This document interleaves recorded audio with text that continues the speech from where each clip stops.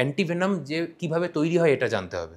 কিভাবে তৈরি হয়? বিভিন্ন জায়গায় থেকে সেই এলাকার ভেনামাস স্নেকগুলোকে কালেক্ট করা হয়, মানে মোস্টলি যেখানে স্নেক বাইট হয় সেই এলাকায় সেই যে লিস্ট করা হয় প্রথমে, যে সেইখানকার ফার্স্ট হয়তো 4 ভেনামাস স্নেককে ওরা চুজ করলো, সেই ভেনাম কালেক্ট করা হয়।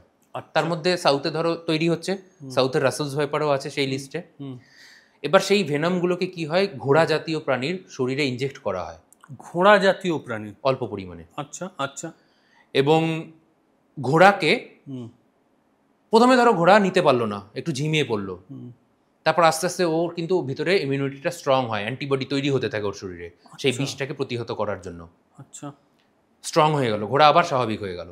আবার ওর মধ্যে বিষ পুশ করা হলো, সাপের ওই বিষ পাঞ্চ, কিন্তু হ্যাঁ মানে ওর মধ্যে নিউরোটক্সিন, হিমোটক্সিন, মানে সেই লোকালে ককটেল, সেই ককটেল ভেনাম কিন্তু পুশ করা হচ্ছে এবং ঘোড়াটাকে আস্তে আস্তে স্ট্রং বানানো হচ্ছে। এরকম ভাবে 3-4 বার করে করে এই প্রসেসটা রিপিট করা হয়।